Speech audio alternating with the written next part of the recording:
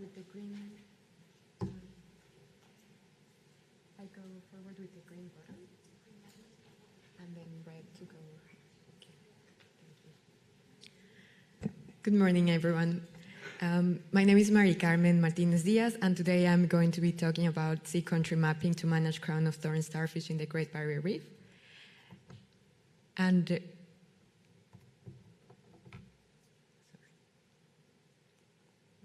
okay, so first I would like to begin by acknowledging the traditional owners of the land where I'm presenting today, the Gimui Walubara Yidinji people, and pay my respect to their elders past and present, and extend this acknowledgement to the traditional owners of the Great Barrier Reef as well.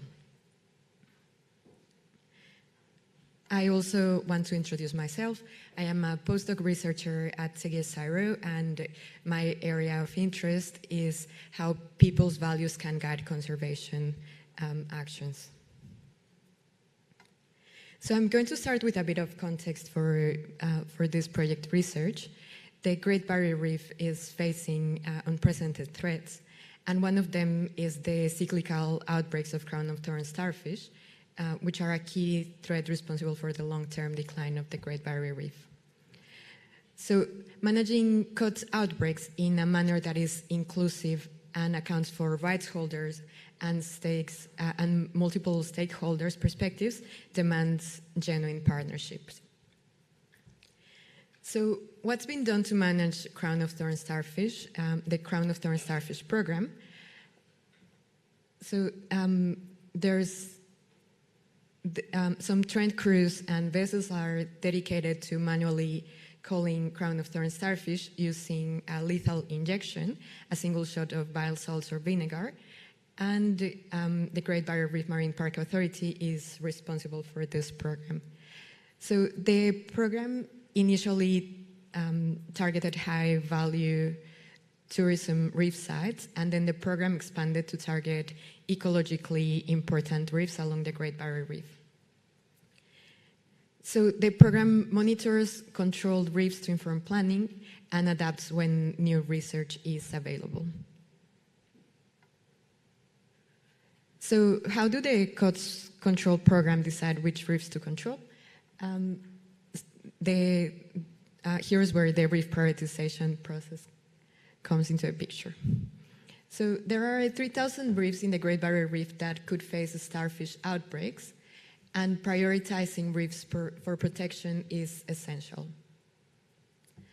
So there are different decision-making factors.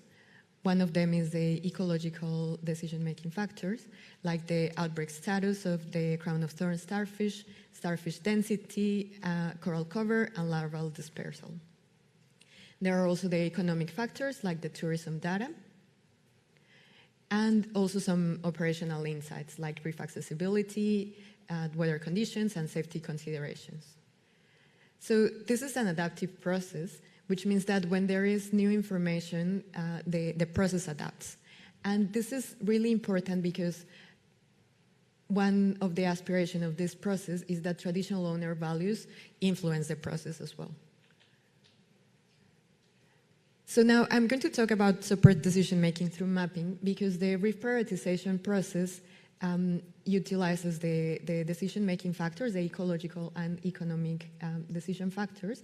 And in this picture, we can see the map of the Great Barrier Reef Marine Park, the management area, that is divided in different regions.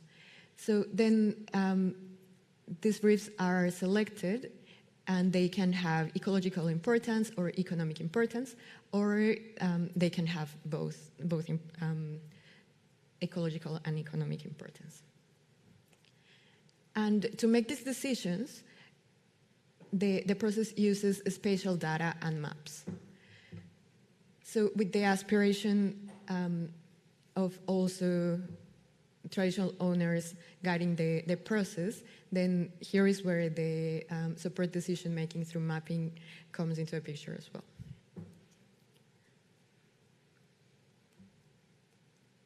So therefore, this project proposes to build a co-research partnership with traditional owners to support their meaningful and effective participation in the reef prioritization process.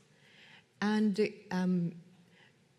we are aligning the project with the Heart of the Reef, a call for healing that Bob in the morning read to us, and where traditional owners are asking for their voice to be heard and a holistic management.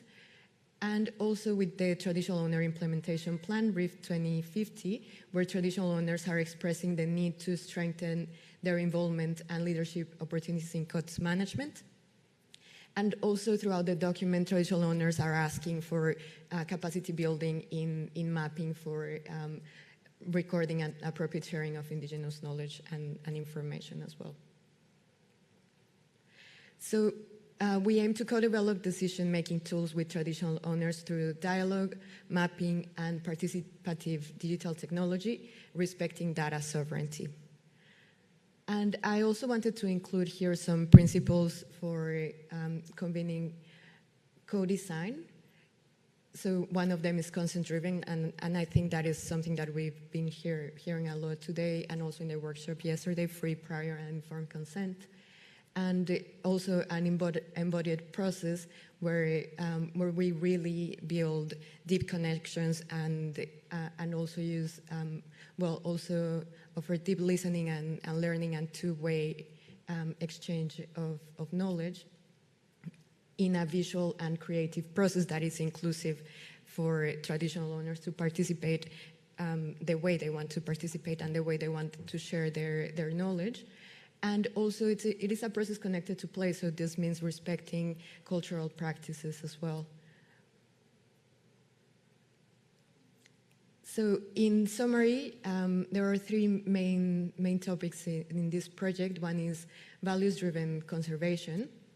So how can traditional owners' needs and priorities influence how reef managers prioritize reefs for protection?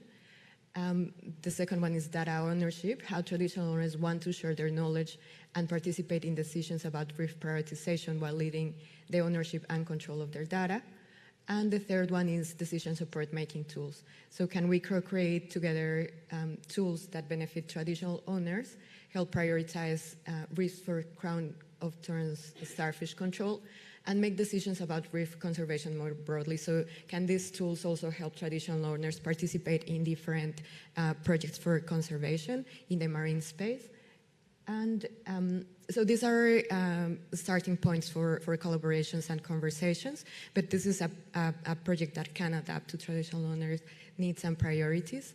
And so that is what I wanted to share as a point for to start conversations and collaboration. Feel free to contact me if you want more information. And thank you so much. I also wanted to say that I'm very lucky to be working in this space and also learning from researchers like the AIMS partnership teams and all the experience that they've been working. So I think that as young researchers, it's really important to learn from what everyone else is doing. So thank you so much.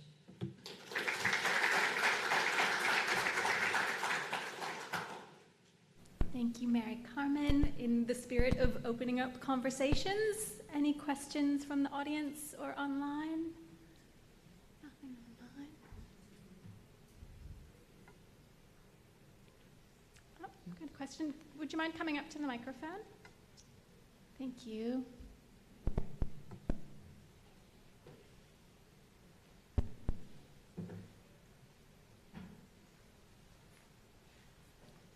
Hi everyone. Full disclosure, I'm Cameron, I'm a co-author on this presentation. Mary Carmen, what phase are you at and what's the single best thing that people could do to engage with you? So I am at the phase of building relationships and sharing the starting point of the project, and I'm happy to present and open the conversation. I am also building these relationships by visiting the communities, so people in their communities.